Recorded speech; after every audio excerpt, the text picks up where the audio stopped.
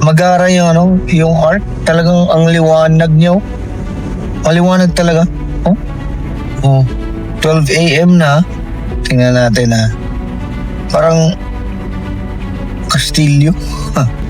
Talagang kalalabas lang talaga namin ng Ilocos Sur. Tapos may mahabang tulay. Paglabas mo ng Ilocos Sur, ang haba ng tulay na to. Ibang province na to. Ano kaya itong province na to? Wala talaga eh. Wala akong makitang La Union. Okay. So La Union na kami. So LU na. Andito na kami. Wait lang, pasok tayo. Ito na eh. Park and surf.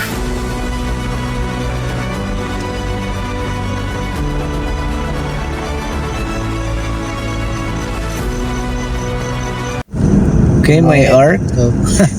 May arc dito. Welcome to San Esteban. San Esteban. Saan again? So, kung saan man yan, hindi namin alam. Basta welcome to San Esteban.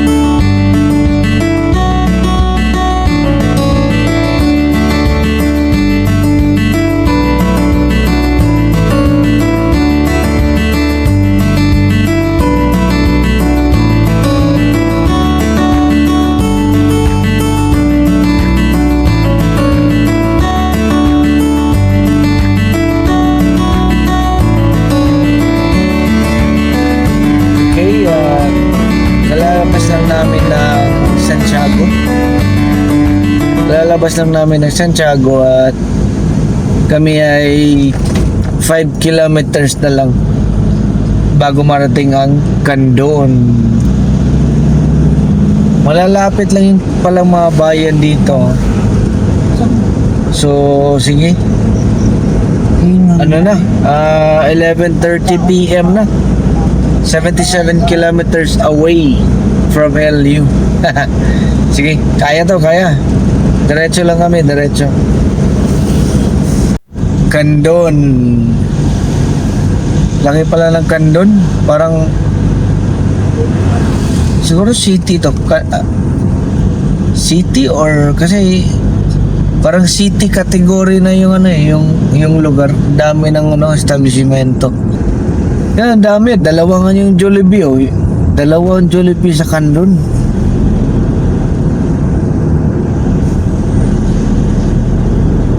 Alorica. May Alorica mangso. May Alorica ba? Alorica call center. May call center pala dito sa Candon. Alorica. Ang dami talaga establishmento. Candon City na? Candon City pala talaga. Candon City. So siya 70 kilometers away lang sa LU. 1 hour na lang kami. 1 hour and 4 minutes. Malapit na. Kakayanin talaga. Push na natin. Push forward. So ito, may welcome arc. Ano to? Sina parang thank you. Parang sa Candon yun na arc. Talagang dito sa Luzon nang uso yung arc. Yung mga welcome arc, ganun. So siya? Maganda rin tingnan kasi yung mga arc. Ang gandang tingnan talaga. Sana sa kahit saan sa Pilipinas ganun yung gawin ng bawat bayan, yung pagandahan ng arc. So, kalalabas lang namin ng Candon City.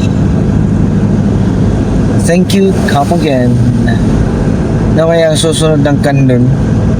Okay, so palabas na kami ng Santa Lucia. Oh? Hindi ko na video yung bayan mismo kasi madilim eh. Doon banda lang sa tulay nila talaga mailaw. So kaya parang ako na surprise sa lugar kung anong nandun. Pero tapos na pala kaming dumaan sa lugar nila. Parang pinailawan nila talaga yung tulay. So mahalaga talaga na mailaw yung lugar. So sana naman more projects sana every bayan na bigyan ng ilaw yung daan, lalo na ngayon na marami ng mga biyahero pareho sa amin. Nakakatulong talaga nakakatulong yung pailaw na daan, lalo na pag gabi. Siguro naman pwede naman ngayon kasi marami ng mga solar lights so hindi naman siguro magastos yun kasi naka-solar Okay, so approaching tayo sa isang arc. Napakaliwanag ng arc. Ano kaya to? Tingnan natin ano yung baka isang probinsya na naman or ano kaya to? Anong arc to? Tingnan ko kasarap pa. Kasi talagang magara yung arc. Talagang ang liwanag nyo. Tingnan natin ay baka sa Ilocos Sur. Welcome to Ilocos Sur siguro to. Tingnan natin maliwanag talaga. 12 AM na. Tingnan natin parang Castillo. Wait lang, tingnan natin. So ito pala yung park Santa Cruz. Welcome to Santa Cruz. Bayan ng Ilocos Sur pa rin lalawigan ng Ilocos Sur. Talagang ang liwanag. Kasi tingnan niyo yung paligid, talagang madilim. Ganda. Tuloy tayo. Parang ito na yata yung arc ng Ilocos Sur kung palabas ka na kami.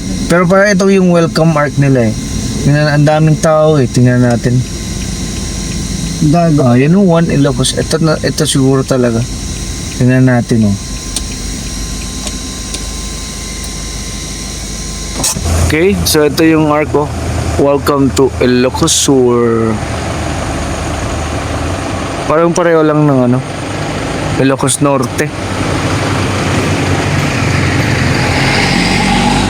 Grabe, ang layo ng narating ng van.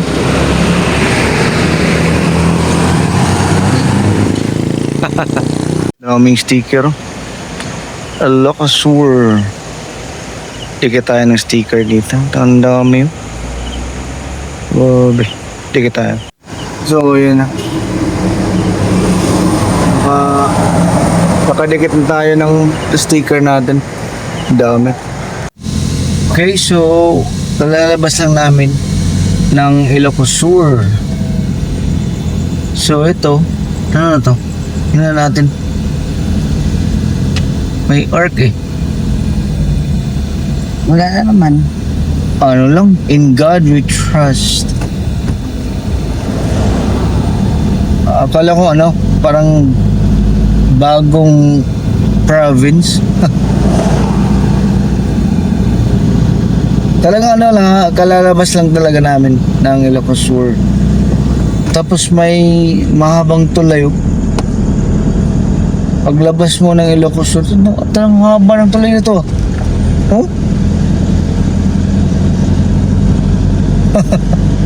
Haba talaga So tawid ka paglabas mo ng Ilocos Sur.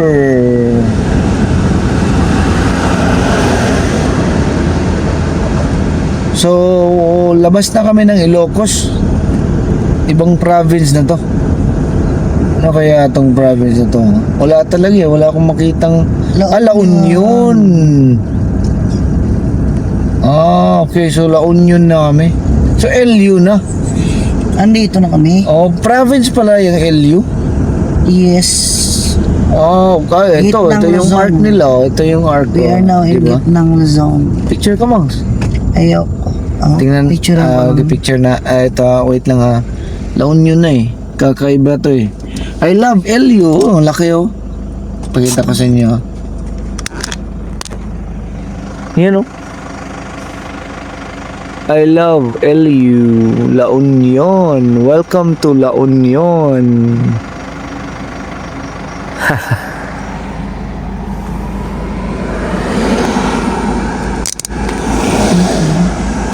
So LU, here we are.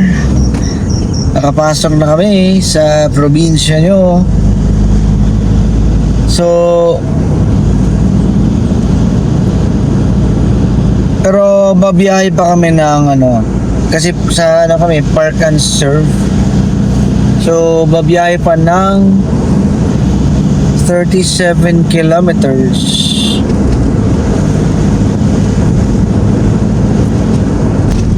Okay, so update ano na eh 12:30 na eh. Nasaan na kami? Balawan? Parang Balawan yung pangalan. Balawan. Ito may Robin.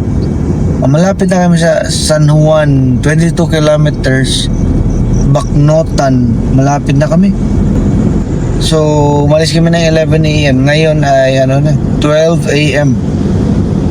12:40 a.m. na eh. So, ano na, 13 hours.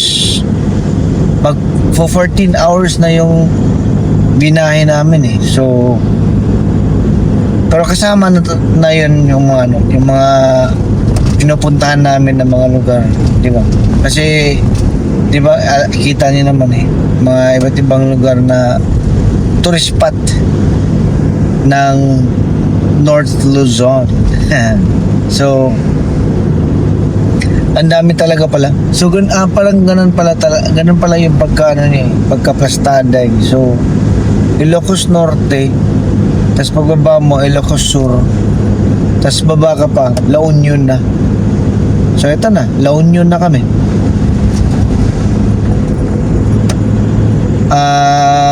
So dito na kami magpalipas ng gabi. Diretso lang kami ng park and serve. Nakita ko lang to sa YouTube kay Pros, yung nagpa-van life din.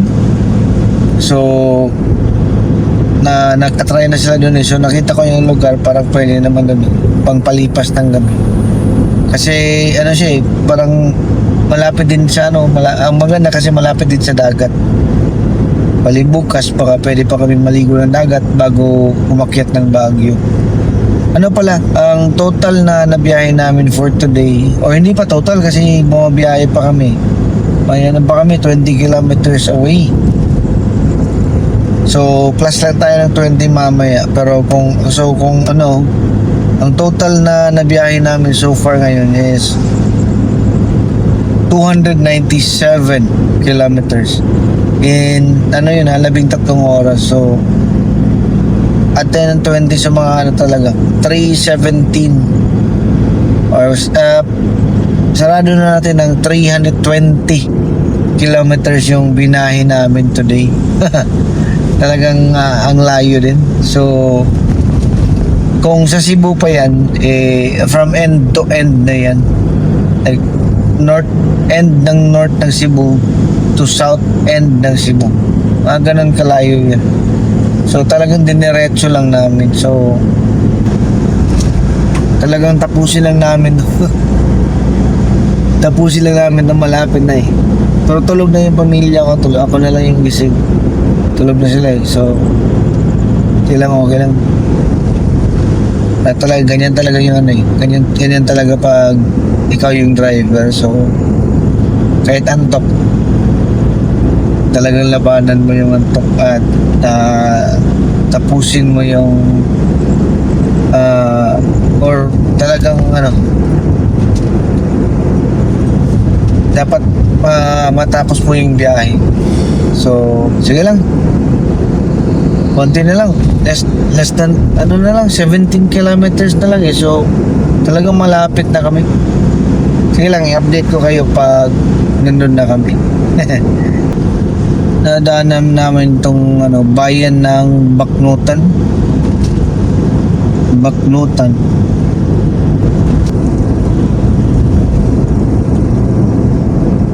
8 minutes. Lapit na. Nasa na kami? San Juan, La Union. So, kami yung parang paliko eh. Liliko ka eh. Parang pakanan. Papuntang Park and Serve. Sana lang. 900 meters away. Talagang malapit na. 900 meters na lang. So, tingnan natin. 1 minute. 1 minute na lang. Ito na yun eh. Okay. Nakikita ko na. Wait pay parking. Parang ito na yata. Ay, ito. Park and Serve. Ito pala. So, dyan. Pasok tayo. Wait lang Wait lang, pasok tayo. Ito na eh. Park and Serve.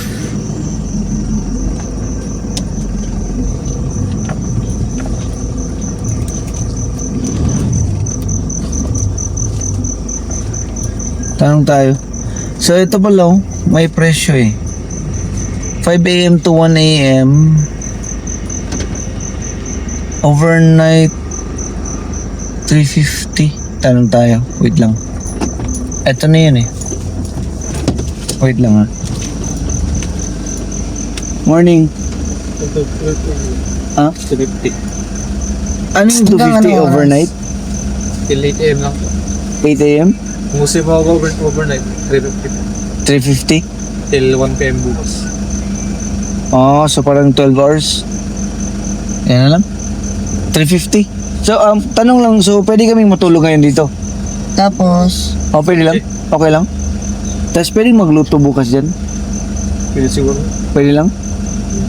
Sige. bakit tinawag na Park and Serve? Di ba dito yung may daanan lang papuntang dagat? Oo. Eh. Sige, so medyo hanap tayo ng dito. May dito eh.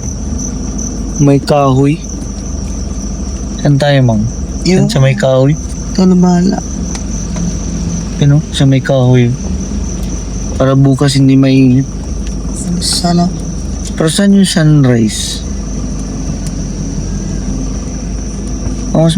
Mas maganda dito eh. Yung ilalim ng kahoy. Para medyo malamig. So officially touchdown kami 1:10 a.m. So yun, ang Park and Serve is siya eh. Bali parang malaking parking lot. Marami kami dito eh. Bukas na siguro pakita ko sa inyo. Pero may mga sasakyan naman talaga na park. Hindi ko alam kung meron din natulog sa sasakyan. Pero may nakita ko nakasulat na note nila na no car camping. So, ano kayang ibig sabihin? So, parang hindi pwedeng tayo ng tent siguro. Or yung mga No sasakyan glamping. or ganyan, glamping. Parang hindi pwede. Pwedeng sa loob ka lang ng sasakyan para namin. Kasi sabi ko, pwede bang matulog sa sasakyan lang? Pwede naman. So, talaga,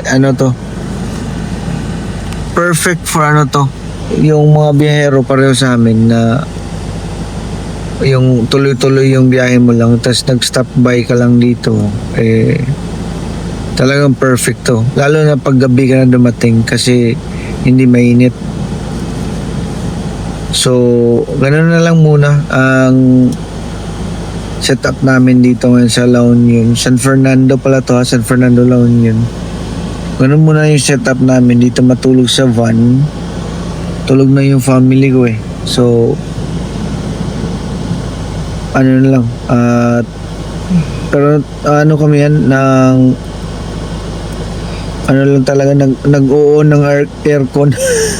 Kasi kanina hindi. Oh, naka-on lang yung aircon. Kaya yung misis ko, patulog na rin. So, yeah, ganun nga, nag-save kami ng gas kanina kasi papunta rito, gabi naman, hindi kami nag-aircon. Ngayon na kami mag-aircon for overnight. So, maraming beses na namin ginawa to sa biyaheng ito. So, Ito yung pinaka-safe. oo. Safe kami dito eh. Parang ano na kami. Safe at naka-save. Safe and save. Ang gandang ano yun quote safe and save. So, ayun. Tulog muna kami. Kakapagod. Relax muna. Tas, dito na lang muna yung ano ko vlog ko for today. Marami pa tayong gawin bukas. So, bukas na lang natin pag-usapan kasi ano na eh. Antok na talaga. Tulog muna kami. Good night.